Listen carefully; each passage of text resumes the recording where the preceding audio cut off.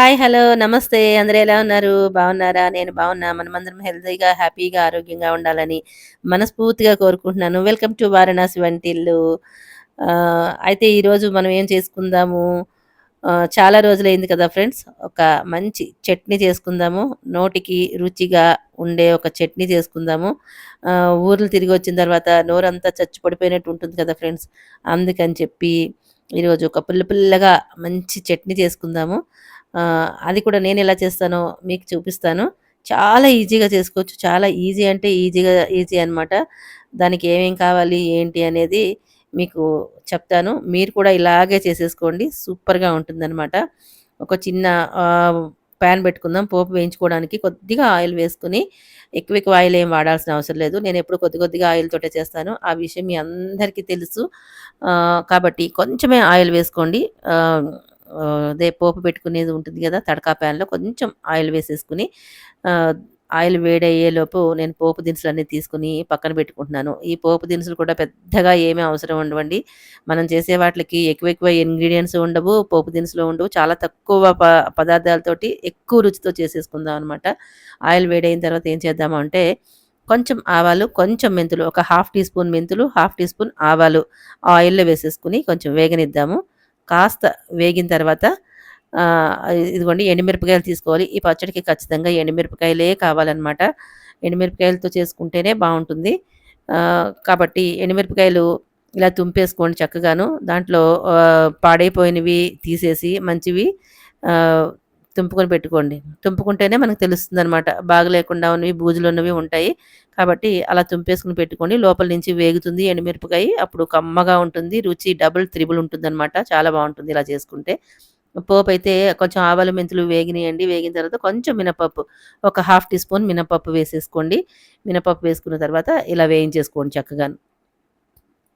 ఇలా వేయించేసుకున్న తర్వాత ఇప్పుడు మనం ఎండుమిరపకాయలు వేసుకోవాలి. ఎండుమిరపకాయలు ఏంటంటే బాగా మాడగొట్టకండి. చక్కగా ఈ పోపంతా వేగిన తర్వాత లాస్ట్‌లో వేసేసుకొని కొంచెం వేగనివ్వండి. మరీ నల్లగా మార్చుకోకుండా ఆహ్, వేగాలి, మాడిపోకూడదు. అలా చూసుకొని దగ్గరే ఉండి ఇలా కలుపుకుంటూ వేయించేసుకోండి. ఇప్పుడు మనం స్టవ్ ఆపేద్దాము. వేగిపోయింది. ఇదంతా వేగిందంతా మనం ఏం చేద్దామంటే ఒక ప్లేట్‌లోకి తీసుకుందాం. అదే పాన్‌లో ఉంచితే ఆ వేడికి ఇంకా మాడిపోతుంది కాబట్టి వెంటనే ఒక ప్లేట్‌లోకి తీసేసుకోవాలనమాట. ఇలా తీసేసుకున్నాం కదా! దీంట్లో ఇప్పుడు మనం ఏం చేద్దాము, మనకి కావాల్సింది రుచికి బావుండాలి అంటే గనక నేనైతే ఇంగువ ఖచ్చితంగా ఏస్తానండి. ఇంగువ వేసి తీరాలనమాట. వేస్తేనే బావుంటుంది ఈ పచ్చడి. ఇంగువ ఆ వేడి వేడి పోపు దాంట్లో వేసేయండి. ఇంగువ డబ్బాలో ఇంగువ అయిపోయింది. ఇంకొక డబ్బా రెడీగా ఉందిలెండి. ప్రస్తుతానికి ఉన్నది వాడేసేసాను. అయితే ఇవన్నీ మూతలు పెట్టేసేసుకొని మనం పక్కన పెట్టేసుకుంటే మనకు అడ్డు లేకుండా ఉంటుంది గదా! అలా పక్కన పెట్టేసేసుకుందాము. అయితే ఈ వేడి వేడి మీద ఇది వేసేసుకున్నాము అంటే గనక మనకి పచ్చి వాసన లేకుండా ఉంటుంది. పసుపు కూడా పైన వేసేసుకోండి. పసుపు వేసేసుకొని, ఇంగువ వేసేసుకొని ఒక్కసారి ఇలా కలిపేసుకోండి. పోపు పెట్టినప్పుడు ఆయిల్‌లోనే ఇంగువ వేసేసామనుకోండి కొంచెం మాడిపోతుంది. అందుకని నేను ఇలా పైన వేసుకుంటాను. ఇంగువ ముద్దలాంటిది ఉందనుకోండి ఫస్ట్ ఇంగువ పొంగించేసుకొని ఆయిల్‌లో వేయించుకొని పక్కకు తీసేసుకొని అప్పుడు ఈ పోపు వేయించుకోండి. అప్పుడు అన్నీ కలిపి మనం మిక్సీలో వేసుకోవచ్చు. అయితే ఇప్పుడు మనకి పచ్చడికి కావాల్సింది మెయిన్ ఏంటి అంటే గనక, ఇదిగోండి మీకు చూపిస్తున్నాను కదా! ఈ చింతకాయలనమాట. చింతకాయ పచ్చడి పెట్టుకున్నాం మనం. ఒక ఒక హాఫ్ కిలో చింతకాయలు తొక్కేసుకొని, చాలా కష్టపడి పచ్చడి చేశాను. దాంట్లో గుజ్జు లేకపోయినా సరే అలా కష్టపడి పచ్చడి చేశాను. అది మన ఛానెల్‌లో ఉంది చూడండి తప్పకుండా. అది చూస్తే మీకు అర్థమవుతుంది. అదే పచ్చడనమాట. ఒక బాటిల్‌తో బాటిల్ అయింది. ఆ బాటిల్ పచ్చడి పక్కన పెట్టుకున్నాను. చింతకాయ, కొబ్బరి పచ్చడనమాట. సూపర్ టేస్టీగా ఉంటుందండి. చాలా చాలా బావుంటుంది. మీలో ఎంతమందికి ఇష్టమో కామెంట్‌లో తెలియజేయండి. కొబ్బరి ముక్కలు, ఒక కొబ్బరి చిప్ప నేను శుభ్రంగా కట్ చేసేసుకొని మిక్సీ జార్‌లో యేసుకున్నాను. మనకి సరిపడినంత మీకు పులుపు ఎంత కావాలో అంత చింత తొక్కుని తీసుకొని ఆ మిక్సీ జార్‌లో వేసేసుకోండి. వేసుకున్న తర్వాత మనం ఇదంతా మిక్సీ పట్టుకోవాలనమాట. అయితే ఇప్పుడేం జేయాలంటే చింత తొక్కులో మనకి ఉప్పు అనేది ఉంటుంది. చింతకాయ తొక్కుకు సరిపడా మనం ఉప్పేసేసుకొని తొక్కేసుకొని పెట్టేసుకుంటాం. మరి కొబ్బరి ముక్కలేసాం కాబట్టి కొబ్బరి ముక్కలు కారం వేసుకుంటాం గదా! దానికి సరిపడా ఉప్పు మాత్రమే వేసుకోవాలి. చింత తొక్కులో ఉప్పు ఉంటుందని గుర్తుపెట్టుకొని కొంచెం కొబ్బరి ముక్కలకి, కారానికి సరిపడా మాత్రమే ఉప్పు వేసుకోండి. మనం పోపు వేయించేసుకున్నాం కదా!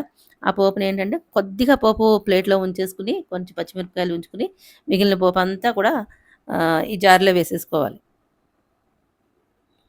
ఇలా కొబ్బరి ముక్కలు, చింత తొక్కు, అలాగే పోపు అంతా వేసేసుకొని మనం మిక్సీలో తిప్పేసుకోవాలనమాట ఇలాగ. తిప్పుకుంటుంటే మనం ఏం చేయాలంటే అది నలగదు కదా! అటు ఇటు తిప్పుకుంటూ ఒకసారి మనం స్పూన్‌తో కలిపేసుకుంటే చక్కగా మెదిగిపోతూ ఉంటుంది. ముందుకి వెనక్కి తిప్పేసుకుంటే ఇలా కలుపుకొని తిప్పుకోవాలి. నీళ్ళ చుక్కలు మాత్రం అస్సలు పోయొద్దండి.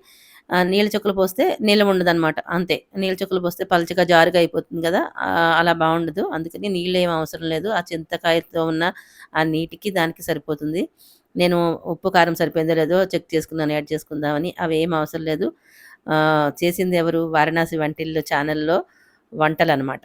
కాబట్టి పర్ఫెక్ట్‌గా సరిపోయింది.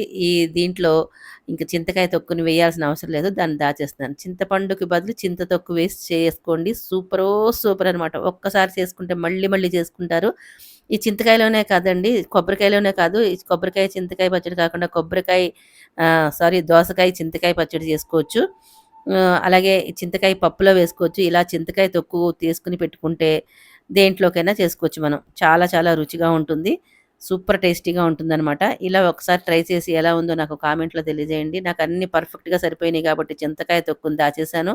ఈ మిక్సీలో వేసుకున్న పచ్చడిని ద డిష్‌లో నేను ఒక బౌల్‌లో వేసేసుకున్నాను. పైన పచ్చిమిరపకాయలు తుంపేసేసుకొని దాంట్లో గుచ్చుకున్నామనుకోండి చక్కగాను మనం అన్నం తినేటప్పుడు ఆ పుల్ల పుల్లగా పచ్చిమిరపకాయలను కొరుక్కు తింటే సూపర్ టేస్టీగా ఉంటుందనమాట. పచ్చడంతా తీసుకొని బౌల్‌లో వేసేసుకొని పక్కన పెట్టేసుకుంటా. సరే పక్కన మనకి పైన ఉన్న పోపుని ప్లేట్‌లో అట్టి పెట్టుకున్నాం కదా! ఆ పోపుని కూడా పైన వేసేసుకున్నాము. ఇదండి. ఈ వీడియో నచ్చిందా మీకు? నచ్చితే లైక్, షేర్, సబ్స్క్రైబ్ చేయండి. అలాగే హైప్ కూడా ఇవ్వండి. మరిన్ని మంచి రెసిపీస్ మన ఛానల్‌లో వస్తూ ఉంటాయి. తప్పకుండా వాచ్ చేయండి. ఇంతవరకు సపోర్ట్ చేసిన మీ అందరికీ పేరు పేరున ధన్యవాదాలు తెలియజేసుకుంటున్నాను. ఉంటాను. Bye bye.